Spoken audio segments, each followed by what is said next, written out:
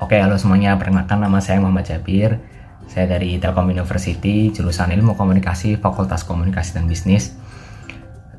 Saya dari kelas KM 4601 dengan NIM 150222019. Kali ini saya akan menjelaskan materi dari mata kuliah pengantar ilmu komunikasi dengan judul Memahami Diri dengan Komunikasi Intrapersonal. Nah, oke, langsung saja masuk ke materinya. Jadi yang pertama, apa sih komunikasi intrapersonal itu? Jadi komunikasi intrapersonal adalah komunikasi yang terjadi di dalam diri sendiri atau komunikasi satu orang saja. Seperti berbicara kepada diri sendiri, memberikan makna intelektual dan emosional kepada lingkungan, memikirkan suatu masalah, mempertimbangkan sampai mengambil keputusan dan lain-lain.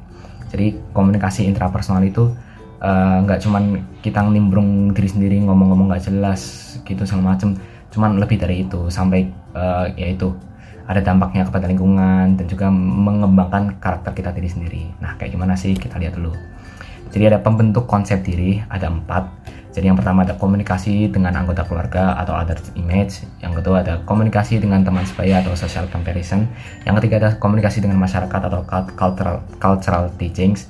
Yang keempat ada komunikasi dengan diri sendiri atau sugesti, your interpretation and evaluation.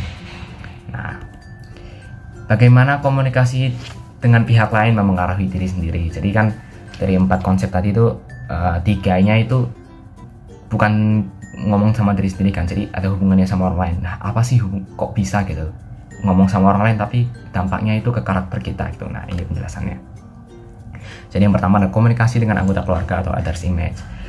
Poin yang pertama, definisi langsung atau direct definition. Komunikasi secara eksplisit atau langsung yang memberitahu kita siapa diri kita dengan memberi label pada diri atau perilaku kita. Nah, jadi pasti kita semua pastilah melewati tahap itu, karena setiap kita lahir, kita dididik orang tua kita, pasti kita dikasih label gitu. Kita tuh siapa, dikasih label, perilaku kita harus kayak gimana segala macam. Itu semua orang pasti. Dan itu tentunya ngaruh lah ke diri kita sendiri. Poin yang kedua ada naskah identitas atau identity script. Aturan bagaimana kita seharusnya hidup dan seharusnya menjadi. Ya samalah kayak poin pertama, nggak jauh beda. Yang terakhir yaitu gaya keterikatan atau attachment style. Pola pengasuhan yang mengajarkan kita siapa orang lain dan bagaimana menghubungkan diri kita dengan orang lain. Jadi ini ada hubungannya dengan attitude lah. Jadi komunikasi dengan anggota keluarga ini mengajarkan kita siapa diri kita harus kayak gimana sama orang lain. Jadi jelas-jelas ini ngaruh untuk mengembangkan diri kita kayak gitu. Yang kedua ada komunikasi dengan teman sebaya atau social comparison. Dalam hubungan ini individu belajar perbandingan sosial, yaitu membandingkan diri kita sendiri dengan orang lain untuk membentuk penilaian tentang bakat, daya tarik, kemampuan, keterampilan, kepemimpinan kita dan siapa kita dan seterusnya. Perbandingan sosial dilakukan dengan 2 cara. Yang pertama membandingkan persamaan dan perbedaan, dan yang kedua membandingkan kemampuan atau mengukur diri. Jadi komunikasi dengan teman sebaya ini atau social comparison, ya namanya aja comparison. Jadi ini pasti membandingkan. Udah pasti ini membandingkan tentang kita dan teman sebaya kita, itu pasti kita lakukan. Ya secara langsung maupun tidak langsung, secara sadar maupun tidak sadar. Kalau kita punya teman sebaya itu pasti kita membandingin kayak dengan siapa aku sama dia, bakatnya dia apa, aku apa kelebihan dia, aku segala macam. Itu pasti kita membandingin lah, dan itu pasti ada hubungannya dengan karakter kita. Ujung-ujungnya pasti ada hubungannya dengan karakter kita kayak gitu. Jadi yang ketiga ada komunikasi dengan masyarakat atau cultural teachings. Poin yang pertama, masyarakat dan budaya yang dianutnya mengajarkan kepada individu apa yang pantas dan tidak pantas, baik buruk dan benar salah. Jadi setiap daerah itu pasti mengajarkan ada kayak ajaran tersendiri gitu. Misal saya dulu di Jawa, nah di Jawa itu pasti ngajarin apa tentang yang baik-baik, makan, tata cara makan lah, ini segala macam. Itu pasti diajarin di setiap daerah. Dan poin yang kedua, masyarakat barat dan timur memiliki nilai yang berbeda-beda yang diajarkan kepada anggotanya. Jadi maksudnya itu di setiap daerah itu pasti mengajarkan ajarannya pasti mengajarkan yang baik ya, cuman ajarannya nggak sama-sama banget lah, pasti agak-agak beda dikit, cuman ujung-ujungnya tetap ke tujuan yang positif. Jadi ini semua pasti positif. Setiap daerah pasti mengajarkan hal yang positif, nggak mungkin negatif kayak gitu. Dan yang terakhir, komunikasi dengan diri sendiri atau sugesti, your interpretation and evaluation. Jadi Di poin yang pertama ya, sugesti adalah proses bagaimana seorang bertindak sesuai dengan bagaimana dia percaya persepsi dirinya sendiri. Karena kita sering menginternalisasi perspektif orang lain, kita bisa memberikan label pada diri sendiri yang mereka lakukan dan kemudian bertindak untuk memenuhi label tersebut. Jadi ya ini semua tuh ujung-ujungnya ke kita sendiri. Namanya aja komunikasi intrapersonal gitu. Jadi kita harus punya decision yang kuat gitu setelah kita melihat keluarga, masyarakat, teman sebaya. Nah kita tuh bisa mengambil lah apa sih yang bisa kita ambil gitu ya, apa yang bagus, apa yang nggak harus kita ambil kayak gitu. Jadi ini decision ada diri kita sendiri. Oke, habis bahas tentang konsep pembentuk karakter, selanjutnya kita mau bahas ini konsep diri yang kuat. Pasti kita semua kan pengen punya apa ya, pendirian yang kuat gitu, konsep yang kuat gitu. Nah apa saja sih yang harus diketahui gitu. Jadi yang pertama, konsep diri yang kuat itu dapat menggambarkan sejumlah keterampilan, pengetahuan, kompetensi, dan karakter pribadi. Jadi kalau kita ingin mempunyai konsep diri yang kuat ya mau nggak mau kita harus kenal dengan diri kita sendiri, kenal lebih dalam. Keterampilan lah, pengetahuan lah, karakter kita kayak gimana, kita harus mengerti itu sepenuhnya kayak gitu. Lalu yang kedua ada berpikir positif tentang diri sendiri. Jadi orang yang mempunyai karakter yang kuat itu pasti dia selalu bahagia gitu, karena dia selalu memikirkan sesuatu yang positif, nggak ke negatif lah. Pasti pikirannya itu pasti positif ke depannya itu pasti positif kayak gitu. Jadi itu konsep diri yang kuat. Selanjutnya ada konsep diri yang lemah. Ya ini sesuatu hal yang pasti kita tidak inginkan lah, jangan sampai gitu. Nah apa aja sih itu? Jadi tidak dapat menggambarkan keterampilan, kemampuan, pengetahuan, kompetensi, atau karakter pribadi yang dimiliki. Ya itu kebalikan yang konsep diri yang kuat. Terus berpikir negatif tentang diri sendiri. Nah ini jangan sampai kita memiliki dua hal ini. Jadi kita harus kenal diri kita dan kita harus selalu berpikir positif. Nah habis membahas tentang konsep diri kuat, konsep diri lemah, selanjutnya kita harus mengetahui tentang kesadaran diri. Jadi kesadaran diri melibatkan merefleksikan dan mengawasi perilaku diri sendiri. Yang kedua melibatkan komunikasi intrapersonal. Jadi kalau kita sudah memenuhi kedua ini, jadi kemungkinan besar kesadaran diri kita itu udah tinggi lah, ada tingkat tinggi gitu bahasanya. Jadi kita harus menguasai kedua ini kayak gitu.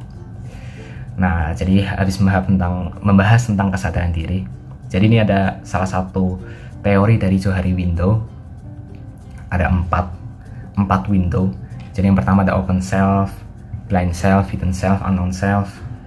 Nah itu merupakan jendela-jendela yang dibuat oleh Johari Window ini sendiri.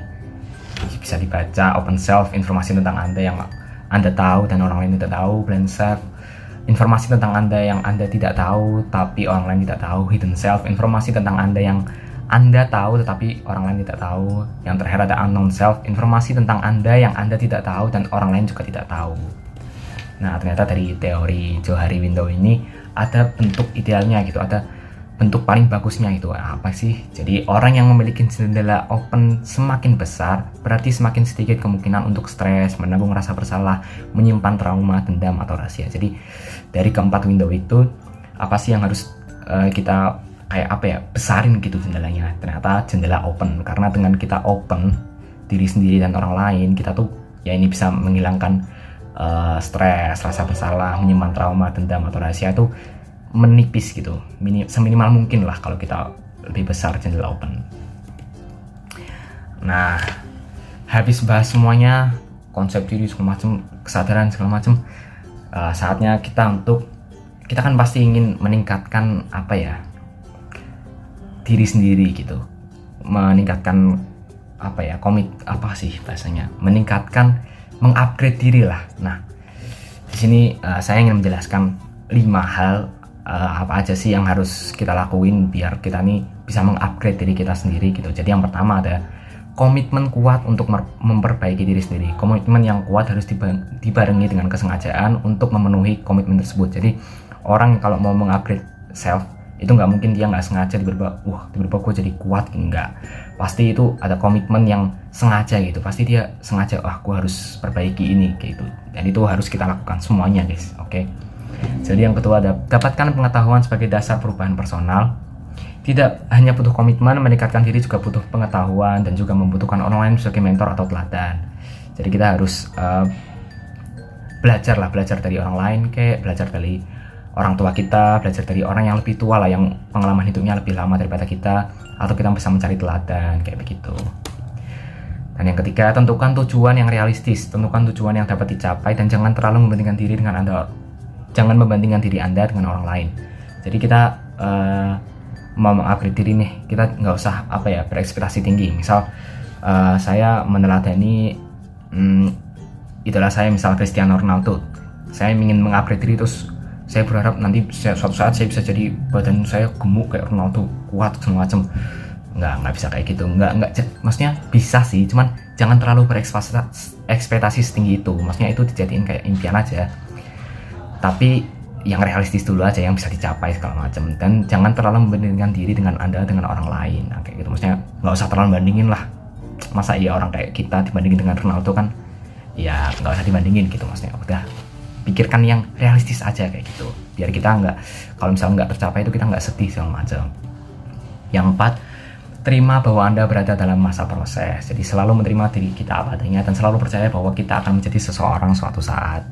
Ini ya, jadi kita harus selalu sayangi diri kita sendiri, self love.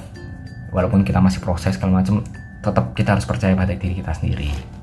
Yang kelima ada, ciptakan suatu konteks suportif untuk perubahan. Membangun lingkungan yang suportif juga merupakan suatu hal yang sangat penting untuk kita membangun kebiasaan baik. Jadi kalau kita ingin mengupgrade diri kita juga harus selektif lah dalam memilih-milih tempat segala macam. Kita harus memilih, kita jangan kesini atau kita harus kesini segala macam. Itu ya ujung-ujungnya buat kita sendiri juga kayak gitu. Nah, oke. Sekian penjelasan materi ini dari saya, Muhammad Jabir. Selebihnya mohon maaf salah kata. Terima kasih. Assalamualaikum warahmatullahi wabarakatuh.